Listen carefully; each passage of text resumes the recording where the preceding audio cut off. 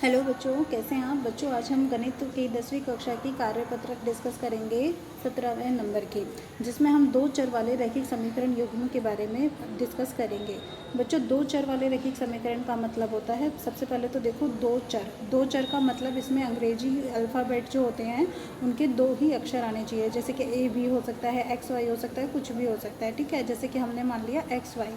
और यहाँ पे रैखिक समीकरण युग्म, रैखिक का मतलब होता है कि बच्चों इनकी जो घात होगी ज़्यादा से ज़्यादा एक ही होगी। तो जैसे कि आप ये उदाहरण देख लीजिए, ये मानक रूप है, ठीक है। ये हमारी समीकरणों का युग्म का मानक रूप है। इसमें होता है a1x plus b1y plus c1 is equal to 0 और दूसरा है a2x plus b2y plus c2 is equal to 0। अब यहाँ पे बच्चों x और y जो है ये चर राशि हैं और यहाँ पे a1 ये जो है और ये जो b2 है, ठीक है, b2, इनका मान 0 के बराबर नहीं होना चाहिए, ठीक है बच्चों। अब यहाँ पे हमारे पास हम इन्हें ज्यामितीय रूप में भी प्रदर्शित कर सकते हैं, ठीक है।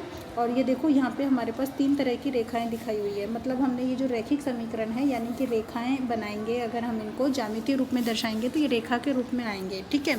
अब ये तीन तरह के यहाँ पे होते हैं। पहला तो होता है प्रतिच्छेदी रेखाएँ, जो ये देखो ये एक दूसरे को काट रही है, ठीक है। तो जब एक दूसरे को काटती हैं इस प्रकार से तो ये प्रतिच्छेदी रेखाएं होंगी। और दूसरा टाइप होता है हमारे पास समांतर रेखाएं। देखो यहाँ पे इन दोनों के बीच की जो दूरी है वो हर एक बिंदु पर कैसी है, बराबर है। और तीसरा होता है संपाती रेखाएं, जब एक ही रेखा के ऊपर हम अगर किसी दूसरी रेखा को बना देते हैं, ठीक है बच्चों। जैसे कि अब यहाँ पे देखो ये एक रेखा है, इसी के ऊपर एक और दूसरी रेखा, तो ये हो जाएगी संपाती रेखाएं। तो बच्चों यहाँ पे हम देखते हैं कि अगर हमारे पास चर राशि के कोई मान आए जिससे कि समीकरण संतुष्ट हो जाती है, जैसे कि बहुपद का हमने बात की थी तो वहाँ पे शून्यक होते थे ना, तो शून्यक को जब हम रखते तो बहुपद का मान 0 हो जाता था। ऐसे ही एक्स और वाई के वो मान जिन पे ही हमारे समीकरण में जो है वो संतुष्ट हो जाती हैं, 0 हो जाता है, वो इनके हल कहलाते हैं, ठीक है। आप इन्हें मूल भी कह सकते हैं। अब यहाँ पे आपके पास हल अगर हमारे पास ज्यामितीय रूप में है तो हम कैसे प्रदर्शित करेंगे या कैसे बताएंगे, तो बच्चों हम उसमें देखेंगे कि प्रतिच्छेदी बिंदु क्या है। जैसे कि हम पहले बात में देखें प्रतिच्छेदी रेखाओं के रूप में देखें तो ये प्रतिच्छेदी रेखाएं ये सिर्फ एक ही बिंदु पर काटती है, ठीक है। तो एक ही इसका उभयनिष्ठ बिंदु है, तो ये जो उभयनिष्ठ बिंदु एक होगा यही इसका हल होगा, ठीक है। ऐसे ही समांतर रेखाओं में देखेंगे तो ये तो एक दूसरे को कहीं पर काटती नहीं है, ठीक है। और जब ये एक दूसरे को कहीं पर भी काटती नहीं है तो इसका मतलब ये हो जाता है कि इनका कोई उभयनिष्ठ बिंदु नहीं है, तो इनका कोई हल नहीं होगा। और संपाती में देखेंगे तो संपाती में तो जितने बिंदु हैं एक के ऊपर एक, दूसरे भी उसी के ऊपर है, तो मतलब बहुत सारे हल हो जाते हैं, ठीक है बच्चों। अब एक उदाहरण देखो, कक्षा 10वीं के 10 विद्यार्थी हैं, इन्होंने गणित की एक पहेली प्रतियोगिता में भाग लिया। यदि लड़कियों की संख्या लड़कों की संख्या से 4 ज़्यादा है, ठीक है, लड़कियों की संख्या लड़कों की संख्या से 4, तो हमने मान लिया लड़कियों की संख्या x है और लड़कों की क्या हमने मान ली y। तो लड़कियों की संख्या यानी कि x और लड़कों की संख्या y, टोटल मिलाकर कितने विद्यार्थी हो गए, 10 हो गए। तो पहला पॉइंट तो हमारे पास ये आ गया कि x प्लस वाई बराबर है 10। दूसरा आया कि लड़कियों की जो संख्या है वो लड़कों की संख्या से 4 ज़्यादा है, तो लड़कों की संख्या हमने कितनी मानी है, y मानी है, तो हमने y में 4 जोड़ देंगे तो x आ जाएगा। तो दूसरी समीकरण आ गई x माइनस वाई बराबर 4, ठीक है बच्चों।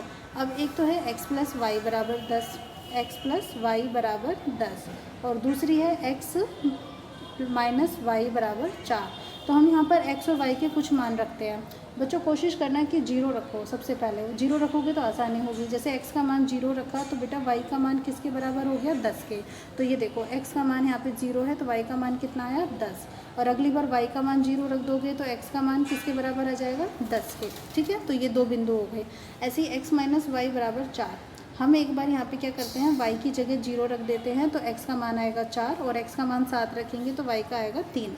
और उसके बाद ये हमने यहाँ पे क्या किया है, इनको मिलाया है, ठीक है, मतलब इनको हमने यहाँ पे डायग्राम बनाया है। उसके लिए बेटा हम सबसे पहले x अक्ष खींचेंगे, फिर हम यहाँ पे ये वाला अक्ष खींचेंगे y अक्ष, ठीक है। और फिर उसके बाद में हम यहाँ पे नामांकन कर देंगे। ये जहाँ पे एक दूसरे को काटेंगे वो तो होता है 0, और यहाँ नामांकन करेंगे तो देखो 1 2 3 4 5 6 7, और ऐसे यहाँ पे 1 2 3 4 5। सबसे पहले आप देखो यहाँ पे x का मान 10 पे तो y का मान 0, ठीक है। तो यहाँ पे आप देख रहे हो ये दोनों समीकरणें हमने बना दी है। ये देखो यहाँ पे जब ये दोनों समीकरणें बना दी है तो ये x का मान 10 है यहाँ पे और y का मान कितना है, यहाँ पे देखो इस जगह 0 है, ठीक है। ऐसे ये देखो x का मान यहाँ पे 6 आ रहा है और y का मान कितना आ रहा है 4, तो 6 और 4 10 हो गए ना, तो कुछ भी बिंदु हो सकते हैं। अब अगर हम देखें तो ये दोनों रेखाएं एक दूसरे को इस बिंदु पे काट रही है, और ये बिंदु क्या है यहाँ पे 7 और 3। इसका मतलब ये हुआ कि यहाँ पे बच्चों ये वाला मान, ठीक है, ये देखो ये जो नीचे वाला मान है ये कितना है 7 है, और 7 किसका मान है x का, तो हमारे पास उत्तर आया x का मान 7। और यहाँ पे ये वाला कौन सा अक्ष है y, तो y का मान कितना आया 3। ठीक है बच्चों, तो x का मान 7 और y का मान 3। तो x कौन है, लड़कियाँ, तो लड़कियों की संख्या हो गई है 7 और लड़कों की संख्या कितनी हो गई है 3। ठीक है, अब हमारे पास यहाँ पे कुछ प्रश्न है, हम उनको देख लेते हैं। पहला प्रश्न, दिए गए समीकरण युग्म है x + y = 8 और 2x - y = 10। तो पहला तो हम ले लेते हैं x + y = 8, और दूसरा जो है यहाँ पर हम ले लेते हैं क्या कि 2x - y, और ये बराबर किसके है 10 के। अब हमें यहाँ पे बताना है कि x और y के मान क्या है। तो पहले हम ना इसको पहली समीकरण मान लेते हैं और इसके लिए बनाते हैं। तो ये जो हमने टेबल है ऐसे ही बनानी है बच्चों, और यहाँ पे x लिख देना है और यहाँ पे y लिख देना है। तो समीकरण नंबर 1, ठीक है, इसमें एक काम करो, सबसे पहले x का मान 0 रख के देखो। x का मान 0 रखोगे तो 0 + y बराबर किसके आएगा 8 के, तो y का मान किसके बराबर आ जाएगा 8। x का मान 0, y का मान 8। अगली बार में इसे आप y का मान 0 रख के देखो, तो x + 0 बराबर होगा किसके 8 के, तो x का मान भी किसके बराबर आ गया 8। तो x का मान 8 और y का मान 0। ठीक है बेटा, अब दूसरा जो है समीकरण है उसको देख लेते हैं। इसमें है 2x - y = 10। ठीक है, 2x - y = 10, और ये हम इसके यहाँ पे बना देते हैं, ये x ये y। तो सबसे पहले हम यहाँ पे x का मान 0 रखेंगे। 0 रखेंगे तो यहाँ पे बेटा आप देख पा रहे हो कि -y = 10 है, तो y का मान हमें कितना मिल जाएगा -10। ठीक है, तो x का मान 0 रखने पे y का मान -10। अगली बार हम एक काम करते हैं, x का मान क्या रख के देखते हैं 6 रख के देखते हैं। ठीक है, आपने 6 रखा x का मान, तो 6 दूनी 12 - y बराबर कितना हो गया 10 हो गया। तो यहाँ से आपके पास y का मान कितना होगा, ये y का मान ज्ञात करने के लिए 12 - 10 यानी कि 2। x का मान 6 रखने पे y का मान 2। ठीक है, अब अगली बार एक काम कीजिए, अब की बार हम ना y का मान 0 रख लेते हैं। तो y का मान 0 रखो, तो यहाँ से 2x का मान किसके बराबर आएगा 10 के, तो x का मान हो जाएगा हमारे पास 10/2 यानी कि 5। ये हमारे पास मान आ चुके हैं, x और y दोनों के ही मान आ चुके हैं। ठीक है, अब हम यहाँ पे क्या करेंगे, एक सारणी बनाएंगे, मतलब सारणी इन द सेंस कि हम यहाँ पे जो ग्राफ है ना वो ग्राफ यहाँ पे हम बनाएंगे। तो x अक्ष और y अक्ष हम दोनों ही लेंगे। तो ये देखो, ये मैंने पहले यहाँ पे ले लिया है x अक्ष, ठीक है, और ये मैंने यहाँ पे ये ले लिया है y अक्ष। और अब इनको नामांकन कर देते हैं। जैसे यहाँ पे 0 है, ये हो गया 1, ये 2, ये 3, ऐसे 4 5 6 7 8, ठीक है, और फिर 9। सेम इसी तरह से यहाँ पे 1 2 3 4 5 6 7 8 9। अब बच्चों यहाँ पे मैंने ++ वाले मान लिए हैं पहले। ठीक है, तो y जो जहाँ पे माइनस आ रहा था ना वो अभी नहीं लेंगे, हम सिर्फ ++ वाले लेंगे। तो सबसे पहले देखो आप यहाँ पे x अक्ष, ऊपर वाली समीकरण, पहली वाली समीकरण देखो, x का मान 0, y का मान 8, ठीक है, और फिर x का मान 8, y का मान 0। तो x का मान 0, y का मान 8। ठीक है बेटा, देखो यहाँ पे इस तरफ अगर आप देखते हो इस समीकरण में ध्यान से, ठीक है, तो यहाँ पे आपके पास ये जो x होता है इसका मान क्या हो जाता है 0 हो जाता है। ठीक है, ये वाला मान देखो, यहाँ पे देखोगे तो 0 है, और y को भी देखोगे इसी पॉइंट पे तो y का मान भी क्या है 0। तो x का मान 0 और y का मान 8, तो ये हो गया। फिर दोबारा से आप यहाँ पे देखोगे तो x का मान 8 और y का मान 0 पे ये हो गया। ठीक है, अब हमें यहाँ पे क्या करना है, इनको आपस में मिला देना है। तो ये हमने इनको मिला दिया, तो ये वाली रेखा ऐसे बन जाएगी। ठीक है बेटा, ये देखो, एक सेकेंड,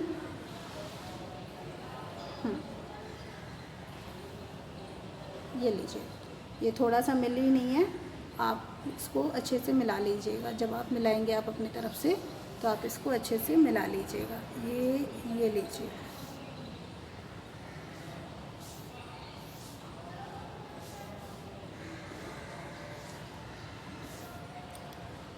ये लीजिए, ठीक है। अब दूसरा जो है, ये तो है आपकी पहली वाली समीकरण, ठीक है, समीकरण नंबर 1। अब दूसरे में देखो x का मान 0, y का मान -10, वो तो हम ले नहीं रहे हैं, लेकिन हम ले रहे हैं x का मान 6 और y का मान 2। x का मान 6 यहाँ पे है, y का मान 2 जो है वो आपका यहीं पे है, ठीक है। x का मान 6 और y का मान 2, ये देख लीजिए। ये थोड़ा मैंने जूम कर दिया, इसको देखो, 6 यहाँ पे है, 2 यहाँ पे है। इनको जैसे यहाँ पे देखेंगे तो ये आपका इस बिंदु पे आ रहा है, ठीक है। तो हमने यहाँ पे ये ले लिया, x का मान 6 और y का मान 2 है ये। दूसरा हम यहाँ पे बिंदु ले रहे हैं, वो क्या है, x का मान 5 और y का मान 0। x का मान 5 और y का मान 0। हमने अब इन दोनों बिंदुओं को यहाँ पे मिला देना है, ये लीजिए। तो ये दो हमारे पास यहाँ पे रेखाएं मिलेंगी, ये आपके पास हो जाएगी दूसरी रेखा, ठीक है। और इस प्रकार से हमारा ये वाला प्रश्न हल हो गया। अब हम देखते हैं इसका दूसरा प्रश्न, समीकरण नंबर 2, y माइनस एक्स बराबर 2, ठीक है। इसका आलेख ज्यामितीय रूप से किसको प्रदर्शित करता है? बेटा देखो, यहाँ पे y और x दोनों है और दोनों की घात क्या है, एक ही है। तो ये भी आपकी किसको निरूपित करेगा, एक रेखा को ही निरूपित करेगा। तीसरा, एक दिन 2 किलोग्राम सेब और 1 किलोग्राम अंगूर का दाम 240 था। बेटा सेब और अंगूर दो तरह की चीज़ें यहाँ पे दी हुई हैं, ठीक है। तो हम एक काम करते हैं, जो सेब है उसका मूल्य मान लेते हैं यहाँ पे x, और जो अंगूर है उसका मूल्य मान लेते हैं यहाँ पे हम y, ठीक है। तो पहले तो 2 किलो सेब और 1 किलो अंगूर, तो दोनों को जोड़ दिया और इसका दाम कितना है, 240। 2x + y बराबर 240। और दूसरा है 4 किलोग्राम सेब और 2 किलोग्राम अंगूर जो है, इनका दाम 500 रुपये हो गया। 4 किलो सेब और 2 किलो अंगूर, इनका दाम कितना हो चुका है, 500 रुपये, ठीक है। और इनको हमें ज्यामितीय रूप में प्रदर्शित करना है। तो बच्चों ये तो आपकी पहली समीकरण है एज इट इज। दूसरे वाली समीकरण में देखोगे तो 2 से भाग जा रहा है, तो 2x + y बराबर किसके है, 250 के। ये हो गई दूसरी समीकरण। अब पहली समीकरण के लिए अगर हम ऐसे बनाते हैं, ठीक है, तो यहाँ पे आप ध्यान देंगे कि x और y पहली समीकरण में, तो 2x + y बराबर किसके है, 240 के। तो यहाँ पे बच्चों आपको क्या करना है, बड़े वाले मान रखने हैं, ठीक है, बड़े वाले मान रखने हैं। जैसे कि y का मान आप एक काम करो, 100 रख के देखो। जब आप y का मान 100 रखोगे तो आपके पास 2x बराबर कितना हो जाएगा, 240 - 100, और ये हमारे पास होगा 140 के बराबर। तो x का मान किसके बराबर आएगा, 70 के। ये हो गया x का मान 70, ठीक है।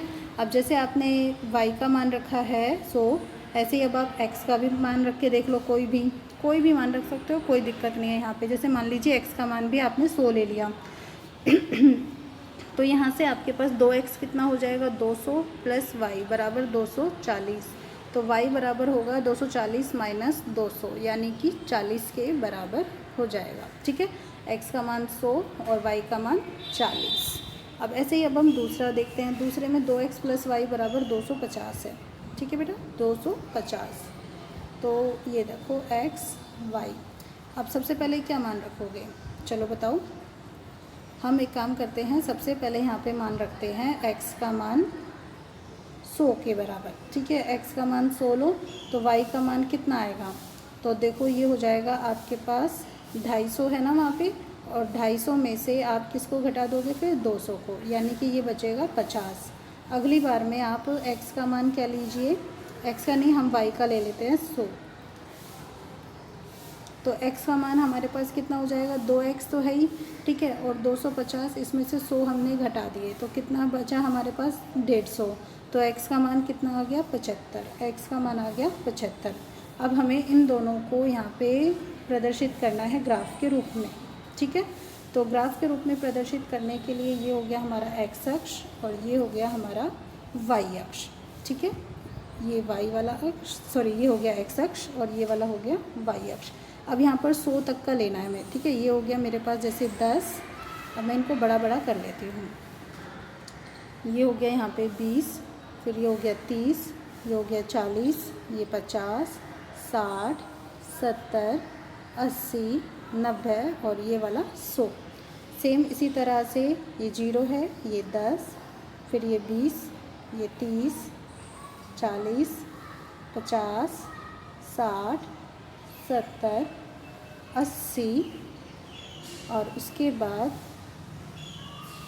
90 और फिर 100। तो अब हमारे पास सबसे पहले मान देखो क्या क्या है। सबसे पहला मान है x का मान 70 पे y का मान 100। x का मान 70 यहाँ पे है, y का मान 100 यहाँ पे है। तो ये लगभग यहाँ पे आप अगर इनको देखेंगे, ये देखिए ये तो है x का मान 100 वाली लाइन और ये है y का मान 70 वाली लाइन। ठीक है, ये एक सेकेंड मैं आपको थोड़ा ऐसे बताती हूँ। ठीक है, x का मान 100 वाली लाइन यहाँ पे है और y का मान 70 वाली लाइन यहाँ पे है। तो ये वाला बिंदु आपका ये होगा। ठीक है, डैश डैश करके आप इसको चेक कर लेंगे। दूसरे पे x का मान 100 रखा था और y का मान आया था 40। x का मान 100 रखने पे ये y का मान जो 40 आपको मिला था यहाँ पे इधर इसके लिए मिला था। ठीक है, और x का मान 100 यहाँ पे मिला है। तो इसका मतलब ये वाला बिंदु है। ठीक है, अब हम इन दोनों बिंदुओं को यहाँ पे क्या करेंगे, आपस में मिला लेंगे।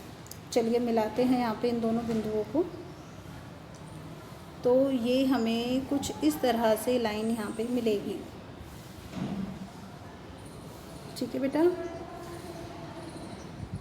ये देखिए ये हमें कुछ इस तरह से लाइन मिलेगी। और दूसरे में हम देखें यहाँ पे तो x का मान 100 पे y का मान 50 है। तो x का मान 100 बना लीजिए पहले और उस पर y का मान है 50। तो ये है y का मान 50 और x का मान है यहाँ पे 100। ठीक है, इधर तो ये इससे थोड़ा सा आगे ये वाला बिंदु होगा। और दूसरे में x का मान 75 रखने पे y का मान कितना है 100। x का मान 75 रखने पे है y का मान 100, तो ये थोड़ा सा इस तरफ होगा। ठीक है, ज़्यादा डिस्टेंस नहीं है दोनों के बीच में, दोनों बहुत पास पास हैं लेकिन दोनों थोड़ा सा एक दूसरे से दूरी बनाकर रखे हुए हैं हम। ठीक है, ये इस तरीके से ये आपकी यहाँ पे रेखा आ जाएगी। ठीक है बच्चों, तो हम यहाँ पे देख पा रहे हैं कि जब ये रेखा यहाँ पे आती है, ठीक है, तो ये रेखाएं दोनों एक दूसरे को आपस में काटती नहीं हैं। तो इसका मतलब ये कैसी रेखाएं हैं, समांतर रेखाएं हैं। और ये हो गया इनका ग्राफीय निरूपण। तो बच्चों यहाँ पे आपकी वर्कशीट जो है वो कंप्लीट हो गई है। आई होप आपको बहुत अच्छे से क्लियर हुई होगी। कोई कन्फ्यूज़न हो तो कमेंट करके ज़रूर बताइएगा। Thank you so much for watching this channel.